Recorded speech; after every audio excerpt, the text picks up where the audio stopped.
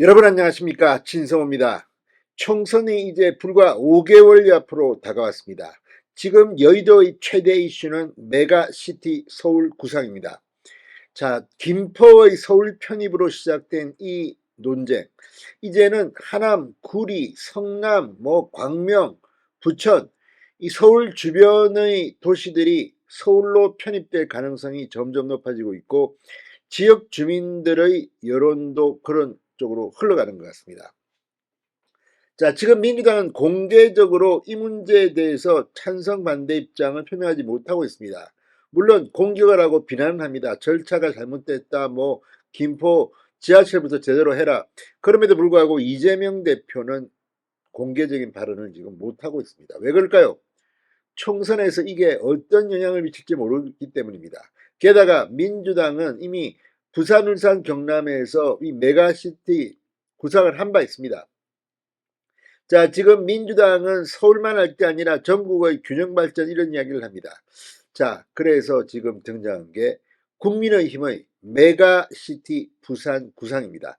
서울에 이어서 부산도 주변 이 김해와 양산을 편입해야 한다는 논리입니다.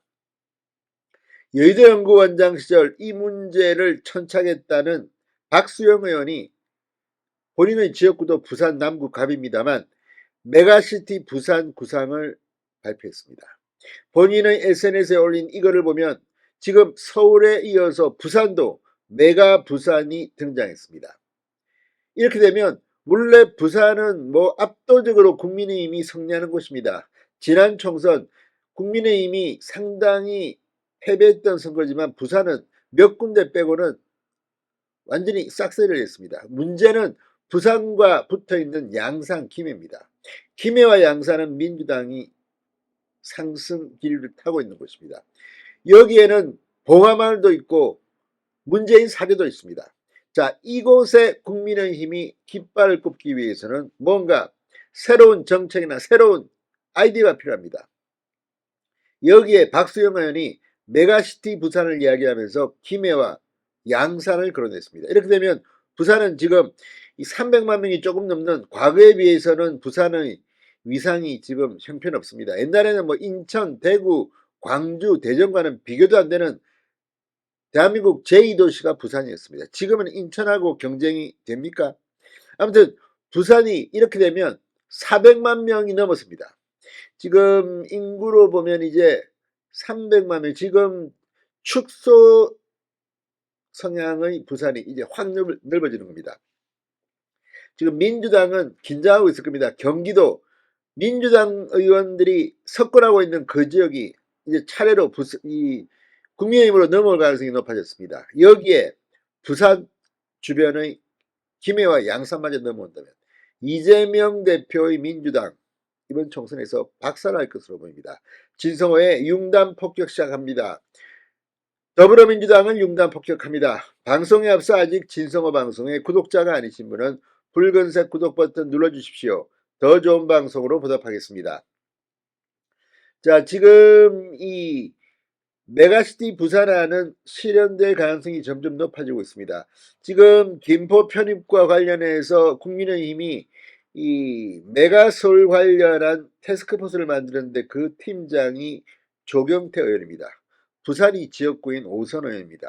자, 조경태 의원이 김포에 출마할 것이라 이런 예상까지 나올 만큼 지금 조경태 의원은 이 문제에 천착하고 있습니다. 특히 이 공개적으로 김포 외에도 하남, 구리 등등에 대해서 5개 정도의 지역을 거론하면서 더 메가시티 구상이 확대될 것임을 조경태 의원은 분명히 하고 있습니다.